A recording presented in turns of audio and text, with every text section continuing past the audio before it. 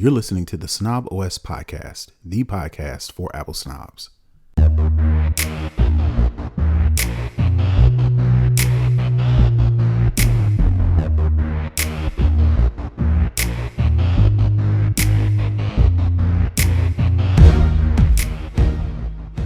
Yo, this is Terrance Gaines, aka Brother Tech.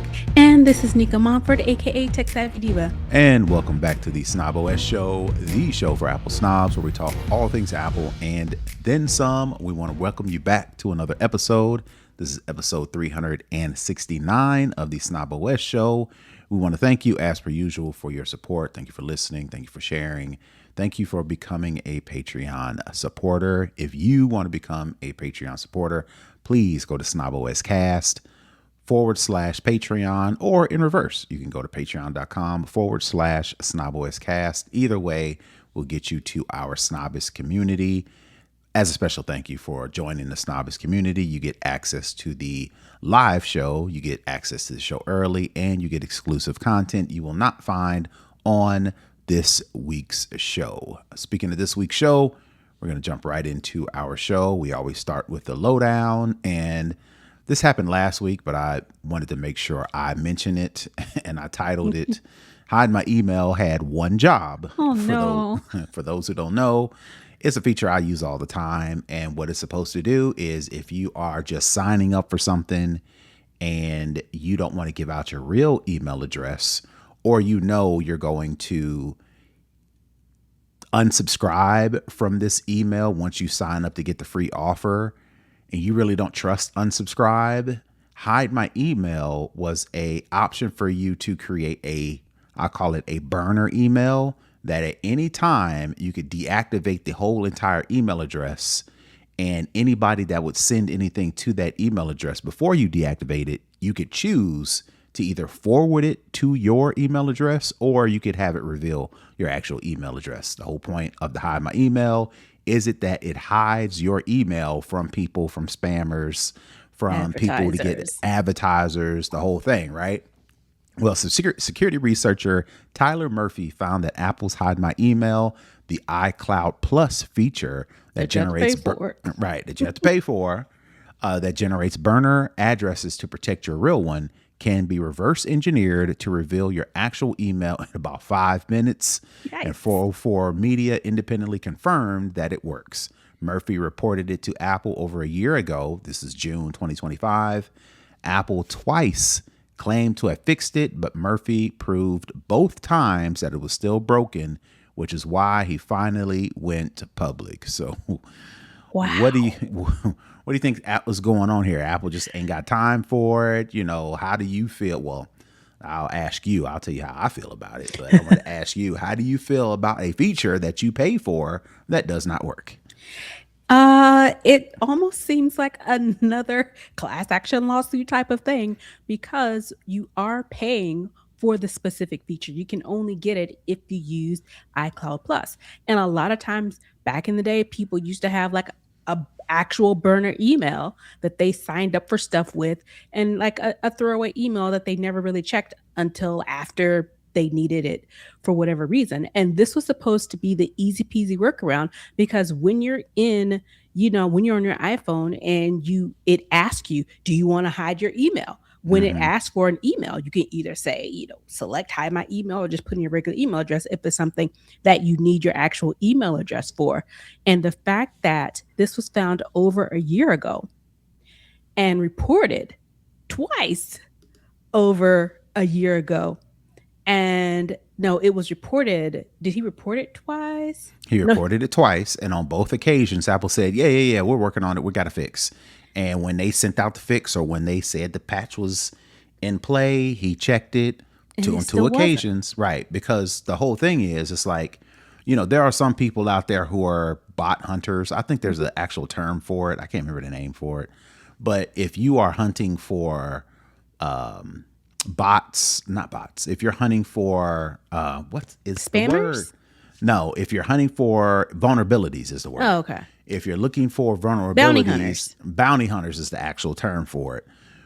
What many people do is they can't wait. Once they found a vulnerability, something that needs to be patched, a lot of them can't wait to run to the public. Can't wait to run to the tech blogs. Can't wait to run to the tech journalists. Wait to run to the press and say, "Ooh, look at this Look what thing I I found." found!" Yeah. Right? Apple's got this vulnerability, and it's not just Apple, Google, Facebook, All the big YouTube, ones. all of them, right? Yeah. There are some who are actually legitimately concerned and want to see the feature, the software, the app, the service actually work. So they follow procedure. The procedure is, if you find something, share it with the source first. In this case, Apple. You say, "Hey, I found this bug. I found this vulnerability. Here's how I replicated it. Here's all the details, yada, yada, yada." Apple is supposed to, or any company is supposed to look at it. They're supposed to, legitimize the threat. Is it credible? Is it just something that you're making up? Then they try to replicate it. And then if it's serious, they put in a patch. I would consider my email not working something important. Right. You would think Apple would also find this important, but apparently this guy, what's his name? Steven Tyler? Is that his name? I thought it was Murphy. Tyler Murphy. I'm sorry. I'm thinking of the rock guy, Steven Tyler. Tyler Murphy, on 2 occasions, tried to do the right thing. He was like, "Yo, Apple, what's going on with this? I found this thing. Here's how I replicated it. Here's the issue." Yeah. Sure. They said they patched it. Hey, it's still there. messed up. What y'all gonna do? Yeah. Sure. We're working on it. Over the course of a year, after 2 attempts, he was like, "All right, well, now I gotta make it public." And that's how Snob OS gets a hold of it, and I'm pretty sure if we got a hold of it, I'm pretty sure all kind of other media publications, which kind of not embarrassed, but maybe like egg on the face of Apple to say that, "Hey, if this thing is important and you're charging people for it, this is important for us to fix." Apparently it's not. So now they got a little bit egg on their face because it's public, because the dude's like, "Hey man, sometimes shame is the only way to get things fixed." Really, So, it is, because a lot of times, they're usually called white hat hackers or white hat bounty hunters or ethical hackers. And those are people who are genuinely trying to help. And something like this, exposing the fact that if you're trying to hide your email for whatever reason, we talked about it, if you're signing up for something, but it could be for, something larger, something more important. And the fact that someone could be able to reverse engineer to find it for a feature that you're paying for. And the fact that this guy, made multiple attempts to try to help get it fixed, it really is kind of a smack into the face of ethical hackers. It does put egg on Apple's face, because one or two things. One, they said they fixed it and they really didn't. They just kind of like put it on the back burner, and the guy came back and was like, "Yeah, whatever, we fixed it." Or two, they made an attempt to fix it twice and they still failed. So that, to me, highlights a broader issue with the bug program within Apple. And it says to me, if you get a credible bug and something that is, basically security related, and you fix it, and you push it and it still doesn't work, what is your process for, getting the bug, fixing the bug, testing the bug, and pushing it to production 2 times and it still didn't work? That kind of, to me, highlights a bigger issue. Of course, it's a big issue that, people can reverse engineer, and now they've told you how to do it, is a problem. But again, for the broader scope of what Apple does, it says to me that, are you guys really taking fixing these issues seriously? are you taking privacy and data security seriously? Right. Apple is the company that's supposed to, we protect your data. We keep it safe. We keep it out of the eyeballs of ad scammers. And are you though? Because according to the story, as of May, Apple told Murphy that it's still investigating the issue. So if you're not Cloud Plus subscriber, apparently that is one less feature that you are getting your money's worth. Absolutely. All right, moving on to the next story. Apple Intelligence has a new Google Cloud warning. So, off the heels of WWDC, Apple reveals how they're going to incorporate Google's Gemini into Apple Intelligence. They said, it's only going to do this. It's not going to do that. It's not going to do this, right? Well, fast forward to the betas, and they are revealing that Apple is rolling out a real-time pop-up that tells you specifically when Certain Apple Intelligence features like shape and image generation in iWork, Freeform, and Creator Studio are being routed to Google and Cloud instead of Apple's own servers. It's the same heads up. Your prompt is leaving the building treatment Apple already uses for ChatGPT requests, and it doesn't block the feature, just discloses it. So this is Apple saying, hey, just want to let you know, Yeah. whatever you're about to do, we're about to send it to Google's servers. That doesn't automatically mean Google's going to say, "Oh, now I got it. Now I'm gonna sell it. Now I'm gonna spam you." It's just letting you know, similar to ChatGPT, if Google, if you do a prompt or you invoke an action, Apple is just letting you know, hey, this is what we can do. This is what we're passing off. And then the onus is on the end user to decide if they want to continue with this or do they want to keep it in Apple's private servers or secure servers, which the previous story we just said may not be all that secure. Of course, we're being facetious, but at the same time, it's like, Apple's got to do a lot. They've got some, what's the word? They've got some Schmoozing. no, they've got something to uphold. They've got to uphold their, not regain their trust, but they have to uphold their selling. I'm lost for words. It's really an integrity thing. It's like if you say you have these things and you say you do these things, you have to. I think it is what you said. You have to earn people's trust because this is like the second thing that we've talked about. When it relates to that, and we're already talking about a feature that people already what is already kind of 2 years behind where they said it was when it launched. So people are already skeptical of this. So I think it does lead to the fact that people are probably wary of these things. And I think by doing this pop-up, I think they're trying to assuage some of people's concerns because people are like, well, how do I know when it goes to Google? What is Google doing with it? And so it's like, okay, we have a fix for that. So if you do a prompt or if you do, like you said, an action that allows the invocation of it going to the Google Foundation's models, we're going to tell you and give you the option to proceed or reseed. And so I think that kind of addresses, what is going outside of the so-called Apple bubble. And I guess it makes sense because they're doing it with ChatGPT. So it only makes sense that they do it for Google Cloud as well. Selling point is the word I was looking for. Ah. They have to regain your trust because they are using it as the data privacy as a selling point. Well, I couldn't think of that word. All right, moving on to the last story in the lowdown. Apple loses its EU Digital Markets Act appeal. So EU has been saying, hey, Apple, you are acting as a monopoly with the App Store and iOS on iPhones. You got to do this, that, and the third. Apple said, no, we're going to appeal. We don't want to do this, that, and the third. And a judge in the EU, Apple spent 2 years arguing its 5 app stores, iPhone, App Store, iPad, Mac, TV, and Watch, shouldn't count as one combined gatekeeper platform, which would qualify it as a monopoly and antitrust and all that stuff.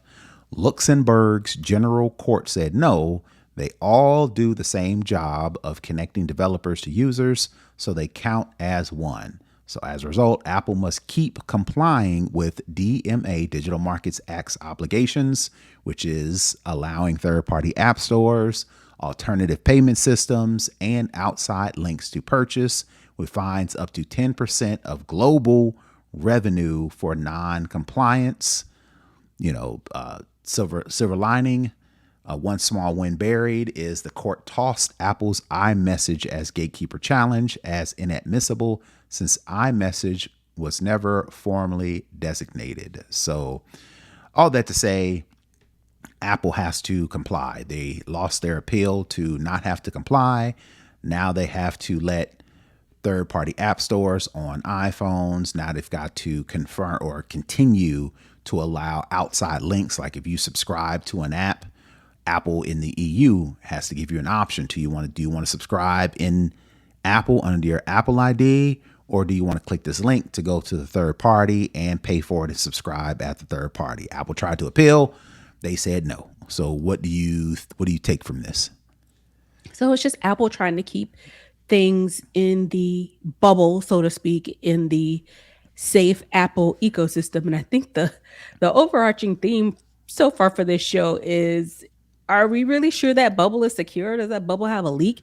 But Mm-hmm. what this really says is, especially in the EU, because I think they have a lot stricter um, privacy Sure. laws than Sure. we do here in the United States. Mm-hmm. And they fought it, and I get why they did, because it we've seen some of the issues that happen with other app stores on other um, platforms and devices outside. They don't have kind of the same rigor that Apple has.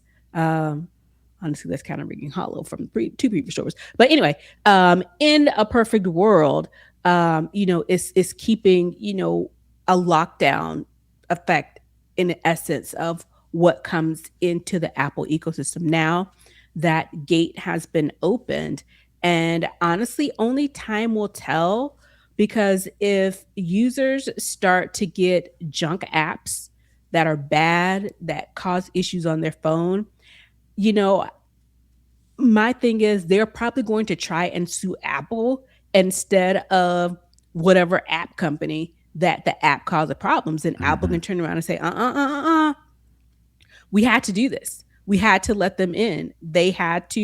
We have rigors in place to thwart these types of things, but your government said that you wanted this and you had to have it. So as long as things are good and nobody has any problems, I don't think anybody will really care. But the issue will come when problems happen. And we've seen how apps can, we talked about a couple of months ago, I think, about an app that was masking as something else. So as long as people aren't having any problems, I don't think they'll really care.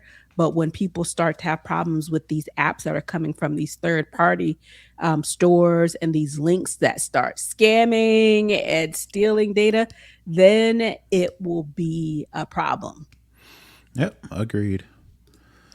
All right, so that is going to do it for the lowdown. We're going to move into second string, and it looks like there were people messing with the Meta AI glasses to Mm-hmm. get around letting people know that you are recording.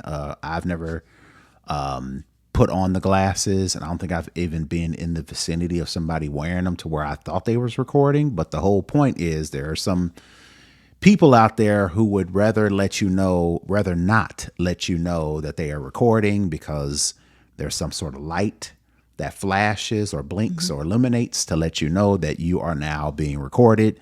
People were messing with it.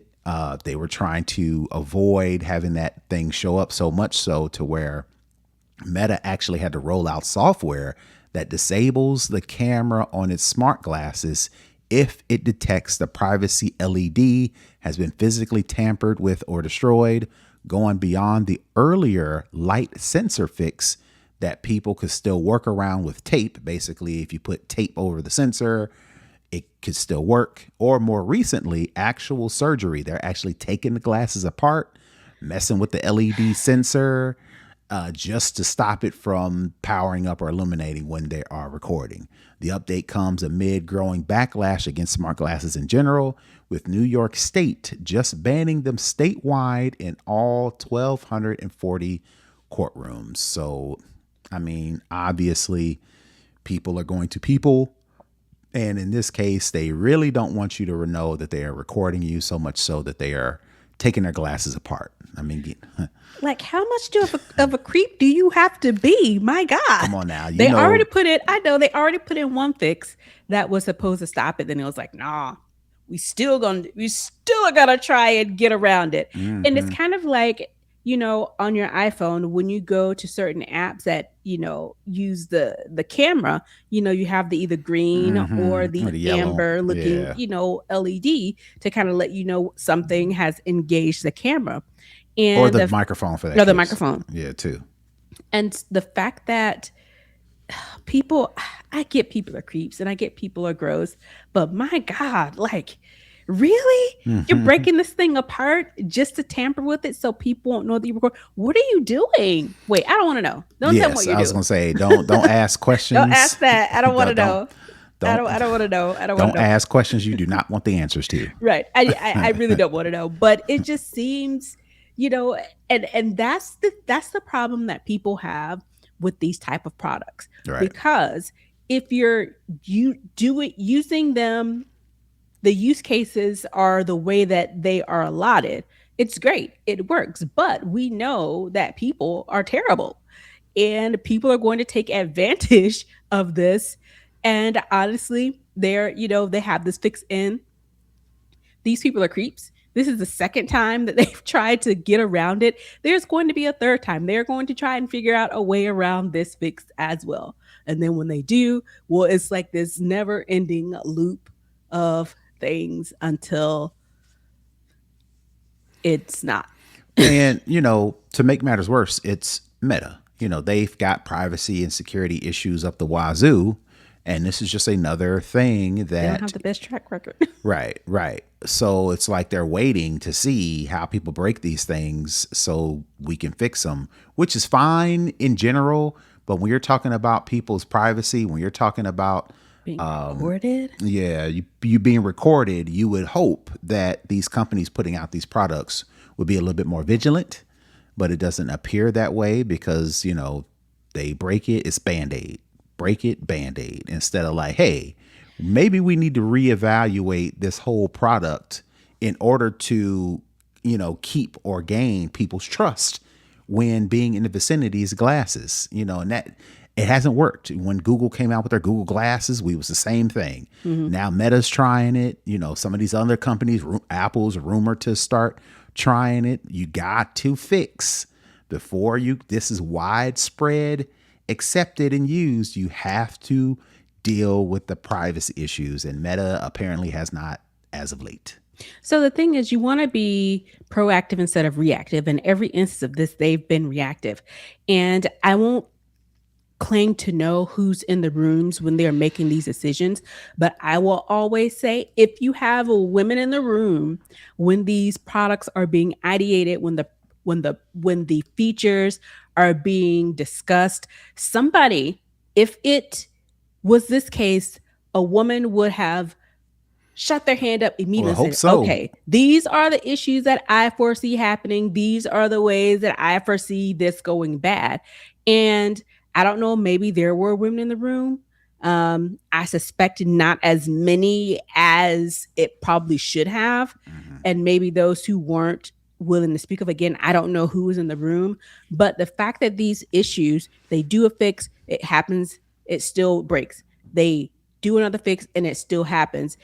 People, when you're creating and developing a product, you have these conversations before launch. And it seems to me that some of these conversations and the people who need to be in the room to start these conversations, lead these conversations, guide these conversations, may not necessarily be in the room or may not necessarily be empowered to speak up and say, hey, let's think about it this way or let's think about it that way.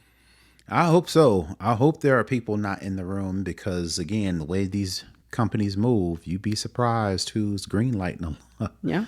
a lot of this stuff. So, hopefully, they get this fixed before it becomes widely adopted. Spread, yeah. Yeah, but if not, I wouldn't be surprised if people push back on these AI glasses the same way we pushed back, 10 years ago when the Google glasses came out? Yep.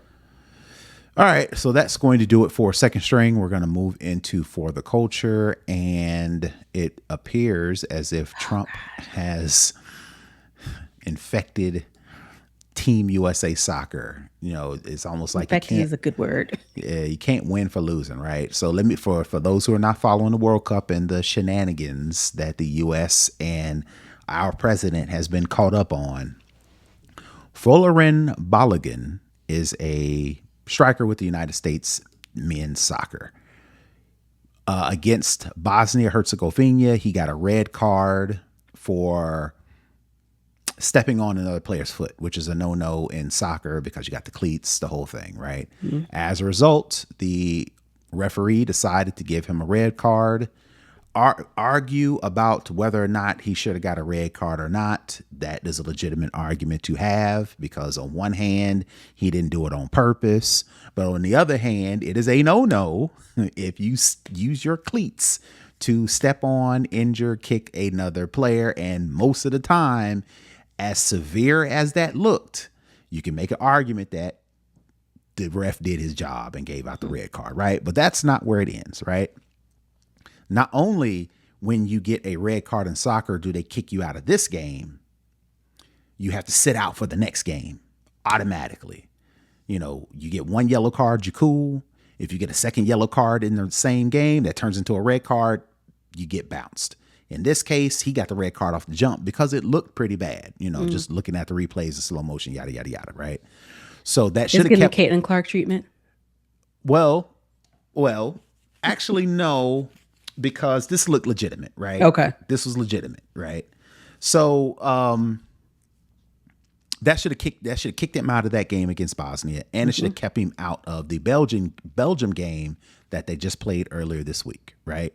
So people was upset back and forth. This shouldn't have happened. It should have happened. Of course, most American people was like, "Hey, yeah, it's messed up, but you know, he still should be allowed to play." You know, that the refs and the rules say if you get a red card, there's nothing we can do about it, right? Yeah. until Donald J. Trump personally called the FIFA president Gianni Infantino, who I think they are chummy buddies with. Yeah, he's the one who gave him the fake FIFA, little plaque, right. Gold peace prize because he couldn't win the real one. Yeah, right. So Trump called in a favor, asking for a review. Again, we don't know if this was related. We don't know if it's cause and effect. We don't know if this, then that. But 24 hours later, FIFA suspended the ban under a rarely used probation clause. Belgium's federation, of course, the Belgium team was upset because they're like, hey, you know, you just can't call in a favor. You just can't reverse probably this. One of the best players on the other team. You trying to mess us up, man. Right. This is unfair, you know, yada, yada, yada, so on and so forth. But the FIFA president's like, it's cool. Don't worry about it. Mind your business. Let the man play, right? So Tuesday? Or is it Monday? Folarin Balogun got to play in the game against FIFA. UEFA, I'm not sure what that, I'm assuming that's the Belgium's federation, said FIFA crossed a red line. But in the end, maybe that got the Belgium players hype. Maybe that got them amped up. USA got beat, got thumped anyway, 4-1. And eliminated in the round of 16. So this is the wall that the United States team keeps bumping up against. They come into the World Cup, they get bounced out early, or they get to the round of 16 and get bounced. They've never gotten this far. They can never get to the semis. They can never get to the semis. They can never advance, right? So it's almost like since Belgium won anyway, people are saying, see, Trump is a cancer. Anything his hands touched, maybe if he wouldn't have said nothing, you know, Belgium wouldn't have got so hype. And as a result, maybe Team USA could have won the game. But since Trump touched it. Or at least made it decent. Jesus, right, 4-1. Right. I mean, they got thumped. Spanked, man. Yes, right. So on one hand, you say Trump, anything he touches turns to dust.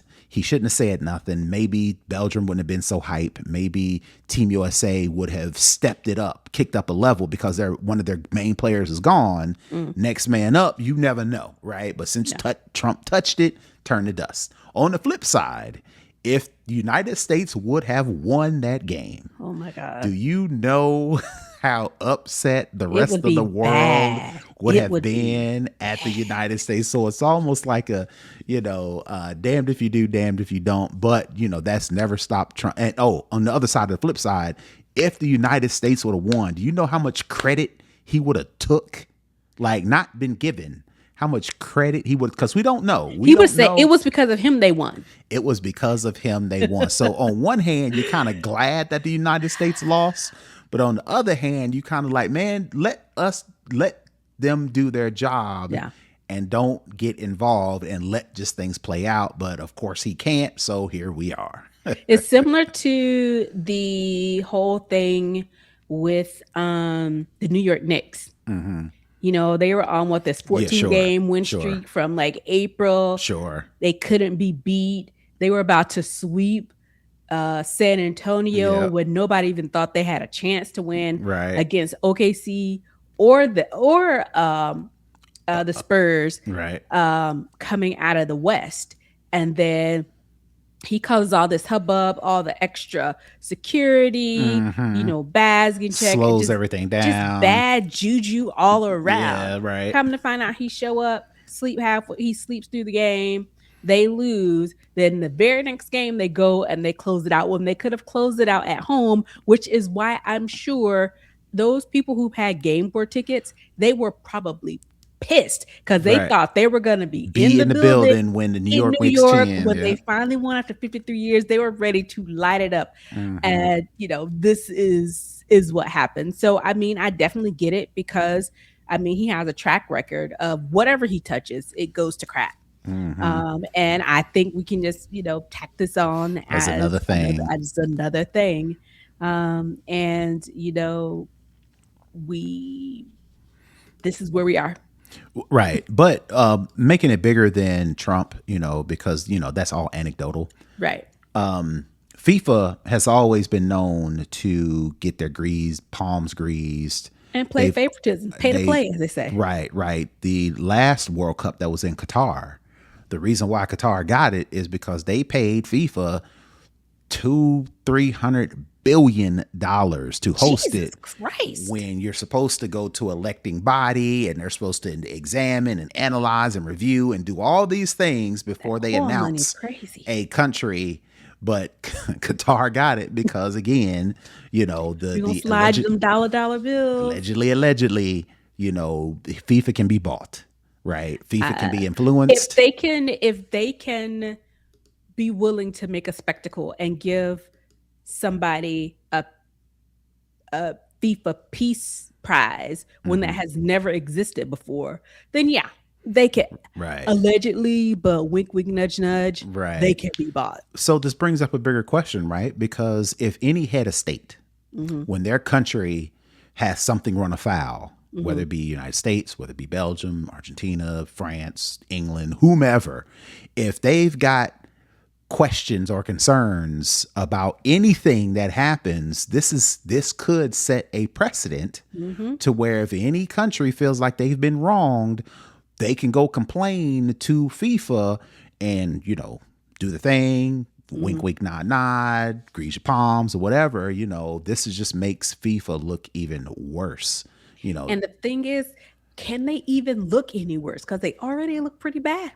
Well, I mean, we're watching it. There ain't too many games I've missed. So, this is one of those things to where the only way they're going to possibly even consider, straightening things up is if viewership is low. But and people are going to watch. Soccer is the globe's most popular sport. Yeah.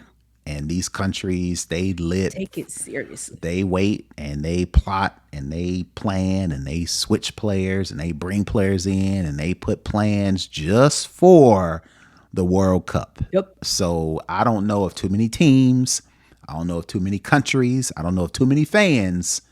I mean, just take United States for it. The World Cup coming to the United States with all the hubbub and all the crap we got going on here at United States.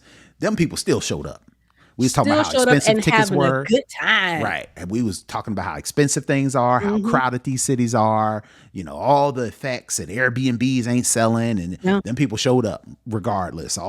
We were talking about how Trump was saying ICE is going to be at the airport. They're going to be at the stadiums. They're going to be at the so-and-so. We've heard stories about referees and whole teams getting hemmed up at the airports because of United States immigration issues, right? But we still watched it. We still bought them tickets. We still came to the games. So it's almost like, what do you do? FIFA kind of knows they are too big to fail. So it's Yeah. almost like, well, I mean, And honestly, I think it could have been bigger if we didn't have the issues, the immigration issues, and people being quite afraid. possibly. Just imagine if, say, Kamala Harris was president and, all the stuff that we're dealing with, we're not dealing with. Just imagine the amount of people that would be here for this. And even, when we see what the amount of people that have come and just the people, Americans who are participating, like in the fan fest and all that kind of stuff. It's still a super large number. I mean, huge for a sporting event. And this is not just the one time, this is like consistent over weeks that this is happening. And, the World Cup is longer than, the Olympics. And it's across a whole continent, 3 different countries, and people are still showing up. Yep. So I guess absolute power corrupts absolutely. Countries are just going to start making sure that they have a nice slush fund for their FIFA palm greasing going forward. For the war chest. Yep. All right, so that is going to do it for the culture. We're going to move into the hookup, and this hookup this week is how to remove your number from your phone, specifically as it relates to you selling your iPhone, or if you are switching to Android, your phone number can stay quote unquote linked to the old device if you don't properly disconnect the line. Messages meant for the new phone keep landing on the old phone, which is now in a total stranger's pocket. If you don't want that to happen, here are the list of steps. I'm not going to go out and give you all the instructions on how to do it, but these are the things you need to check off your list before you sell your phone, before you give it to somebody, before you switch to Android. First and foremost, back the phone up first. Second thing you need to do is turn off iMessage. Just don't log out of iCloud and think that's going to log out of iMessage. Log out of iMessage. Turn iMessage off. While you're at it, go ahead and kill FaceTime. You can go into the FaceTime settings and turn that off. Unpair your Apple Watch from your phone. This is all before you sign out, because in theory, if you sign out on iCloud, all this stuff is supposed to happen. But time and time again, there are stories to where somebody's selling their phone, texting somebody that they think ain't texting, and texting somebody else. You can think about all the privacy issues when you texting stuff, so if you don't want that to happen, unpair your Apple Watch, then you sign out of your Apple account. Then you erase all contents and settings. Once you've done that, go to iCloud.com and remove that device from your trusted devices in your Apple account. So once you do all those steps, then you can be sure that when you hand your phone to somebody else, the phone number that you had it has been completely disconnected from that phone. So that is my hookup for the week. Please take these steps. Again, go through the settings, Google how you do all this stuff. But if you don't want your phone number, somebody else texting your phone number, or vice versa, just do the steps, man. Just do the steps. All right, so that is going to do it for the hookup. That means that's going to do it for this week's show. Nica, if you don't have anything else, tell the folks where they can find you. You can find me at Tech Savvy Diva everywhere. And you can find me all over the internet at Brother Tech. That's BROTHATECH. To connect, comment, share with the show, please go to our website, snoboscast.com, to get all those details, including how to join our Patreon community. And until next week, we are out. Peace. Bye, everybody.